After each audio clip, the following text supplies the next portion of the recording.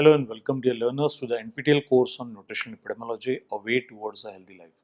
In the Module 2, Study Designs and Epidemiological Methods for the Chapter 11, we will be seeking more emphasis on overview of epidemiological study designs in nutrition.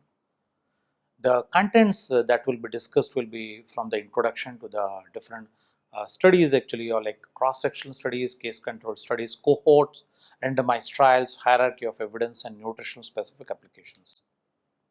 Introduction to the study designs. The epidemiological study designs are framework for investigating the relationship between a dietary exposure, that might be nutrients, foods, dietary patterns, and the health outcomes which are more focused towards identifying the malnutrition or chronic disease or obesity, or sometimes actually which may comes with the difficult personalities which are more with the disease.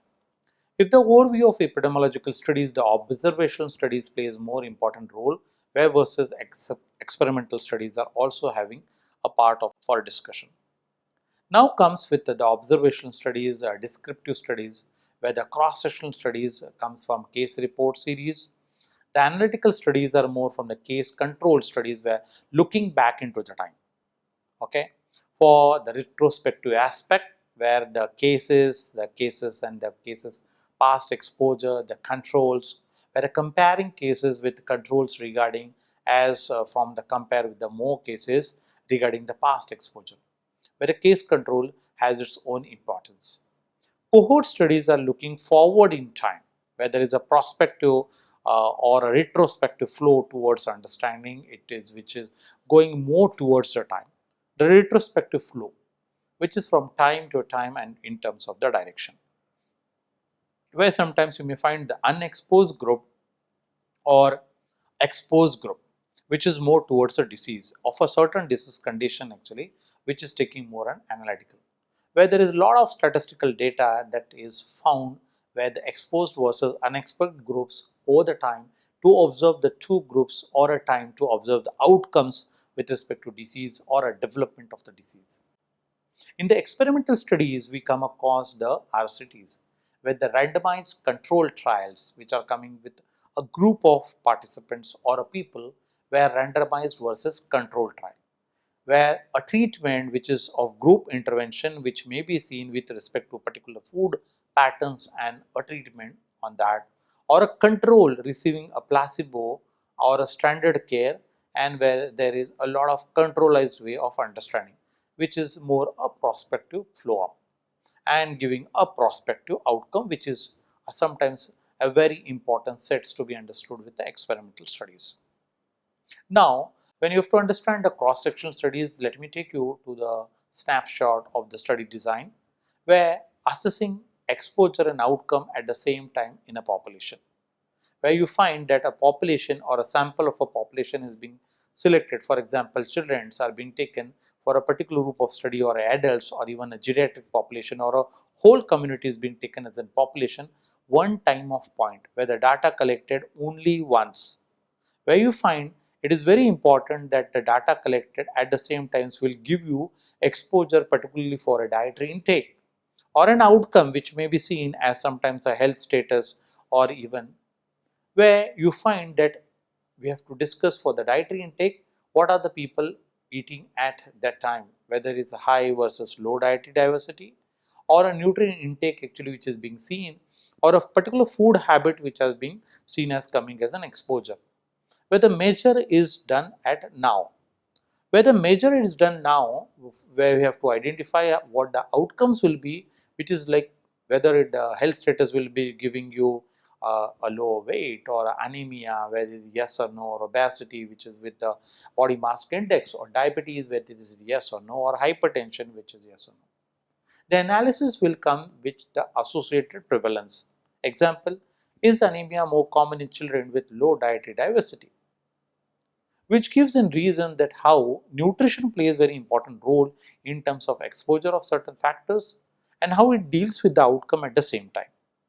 Survey of more than 500 children once and collected diet with the checkup of anemia status and additional, and comparing the prevalence whether it is higher or lower where we stated an hypothetical statement that anemia is more common in children with low dietary diversity might be proved as.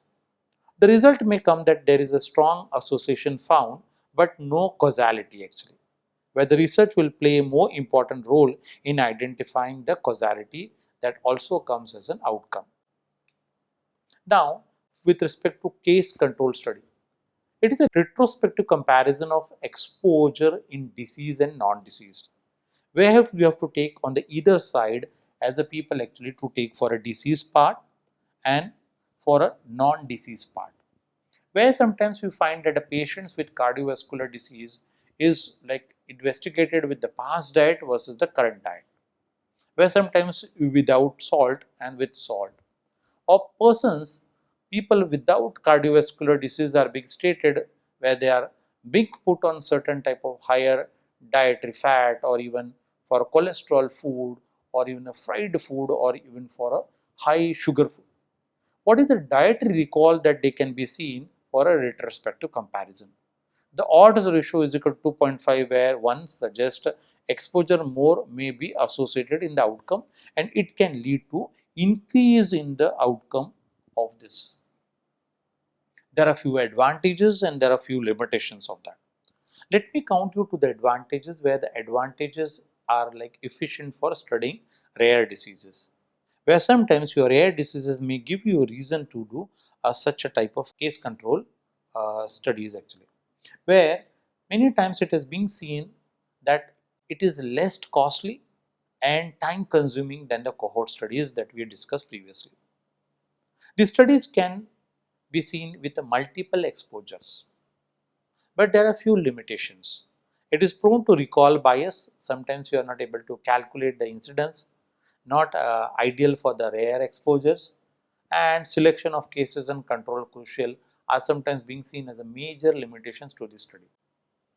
Example of this is like comparing past processed meat intake in people versus without colorectal cancer.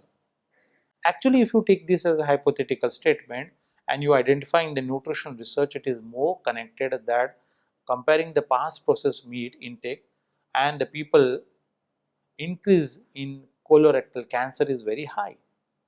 So you may see the importance of case control study is very much to be seen with respect to deceased and non-deceased. Now with the cohort study. In cohort study, there can be a prospective or a retrospective observation over a period of time. Time plays very important role to understand like how an exposed and unexposed group is being taken. For example, when we are trying to take following diet and lifestyle of participants might be with over 20 years of age group to investigate whether it is higher for high risk of heart disease or a high risk of diabetes. When you try to understand the exposed group with a highly exposed dietary fiber and followed up a period of that incidence of diabetes, unexposed group, low dietary fiber. So you may say the relative risk is equal to 3.0 suggests that exposure to be associated with the outcome increases. There are a few advantages of this study also. The cohort study can establish temporality. It can also give you multiple outcomes which a researcher is always expected to do, and an accurate measurement of the incidence and risk which is very needed. There are few limitations which I want to highlight over here are resource intensive. So you will may require more resources actually for this part to conduct the study, and the study can be time consuming, which is something as a major deterrent to conduct the study. Loss to follow-up is sometimes actually being seen that when you have to take a follow-up, it becomes ideally something difficult. Possible confounding factors may come. So when you are taking this example of heart disease or even diabetes, it is very important to connect diet and lifestyle of the participants over there. Now for the randomized trial. What is randomized trial? Let me see that when we try to understand the nutritional research, experimental study comparing with a newer intervention to the control group is very important. Many companies or even the products that are launched are being seen with randomized trials in participants or varied group of participants. Sometimes there is an intervention group or a control group. Control group is sometimes actually which we is more focused to a particular product versus to a placebo, where you are trying to identify and compare it, where an intervention which is more focused towards a part like addition of folic or even fortified food, or sometimes added sugar, where the randomized trials are more reliable method to test the treatment efficiency. And randomized trial minimizes the confounding and bias towards random assignment, which gives you more benefits of conducting the study. On limitation parts, there are fewer things which can be avoidable, like it is like being seen as something very expensive. Ethical and feasibility concerns are there, which might be erased if you are trying to go in depth to understand this part.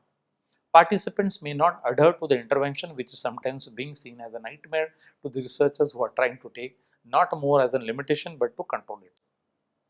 There can be an example where I can cite it over here: testing new drug versus placebo in a patient with high blood pressure to assess the efficacy, which is being seen as very important because you find in India particularly the increase of hypertension, diabetes are making more reasons to have randomized trials as the best choice. Now the hierarchy of evidence. When the highest level versus to the lowest level, where the strength of evidence bias induction comes, where the systematic reviews and meta-analysis plays sometimes a very high role. The highest quality synthesizing on all reliable evidence is sometimes coming as the first choice. Randomized control trial, as I stated, the RCTs plays very important role in experiments to establish cause and effects, plays a second in terms of the hierarchy.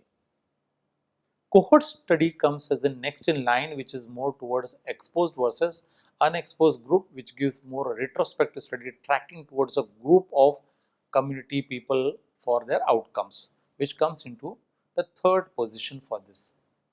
Case control as cases and the controls comparing the diseased patient to a healthy patient, or sometimes it tries to look to the past exposures of this which has been seen as being seen as a choice but in a later part. Cross-sectional studies, data sective of survey contents, which are the snapshots of population at one time, has been seen as only for a one static period. Case reports or series which are detailed reports on individual patients or group of people in a community or are coming from a country specific requirements, which also comes but not to be rejected as a hierarchy of evidence. Expert opinion or editorials, personal perspectives on commentary for authorities, which might comes with lot of observation and rich information, plays also a role for that. Animal research, laboratory research are being seen as a foundation in controlled environment where there is a lowest value to this, where there is an importance as moving ahead from going to the animal research versus to the systematic reviews and meta-analysis, which has the highest role in terms of the hierarchy of evidence which has been collected and being seen as something very important in hierarchy of evidence, which is more based on the vulnerability to bias and errors. Now, for the nutrition specific application, let me come up to you with the overview of nutritional applications in epidemiology. Nutritional epidemiology from assessment to public health summarizes the process of applying dietary evidence. Dietary assessment methods capturing what people eat, which comes with a food frequency questionnaire, where you will have lot of questions which may be like apples weekly or spinach daily or salt in every meal or even water after every meal or even consuming sweet in a daily meal, which may have lot of questions. Where the data collection is more a 24-hour recall, where you have to see that whether it is changing or even capturing the proper food that people are eating.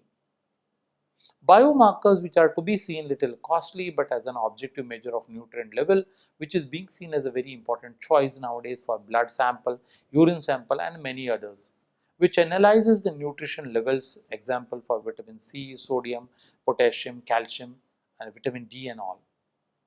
The complex exposures analyzing the dietary pattern, whole food versus processed food, where your single nutrient plays more important role versus a whole diet which gives you a mix of a balanced diet where a dietary pattern, example Mediterranean diet and all that, has a type of analyzing dietary pattern with respect to the exposureness of this diet pattern. Public health relevance, translating the findings to action, where evidence-based guidelines plays very important role, where your dietary recommendations are being seen in terms of the values that are being given to the inclusion of the different nutrients in your diet.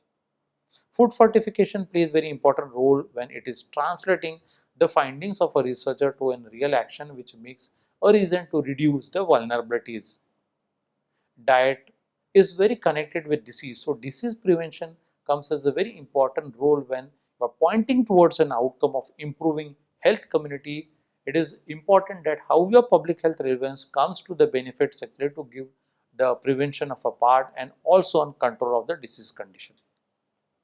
Now, with this chapter and coming end to the summary of this, I would like to emphasize more on the epidemiological study designs are being seen as essentially for understanding the diet and disease relationship. The emphasis was more played on the different method and the types of studies that we are conducting or we should conduct is more focusing towards the best outcome. Each study design has its strength and limitation, and there is no such as an rejection or even understanding that why we should eliminate or should not conduct this study. Observation studies dominate nutrition research due to the feasibility, which is very important to be seen that majority of the nutrition research, if you come across, is being seen with an observational studies. Randomized control triad provide the strongest evidence but are often very limited because of the limitations and the way that they are being conducted and the quality of RCTs that are being taken as. Combining multiple study design improves the evidence reliability, which is being seen very important, and the researcher should try to combine with the multiple study design to improve the evidence of the reliability. With this, we come an end to this chapter, and these are a few important references which will help you as a researcher to design your dietary assessment, which can be seen as a very important reasons to when you are putting the principles of nutritional assessment or others to make your epidemiological study design very important for your research part. With this, I come an end to this chapter, and thank you for your patience listening.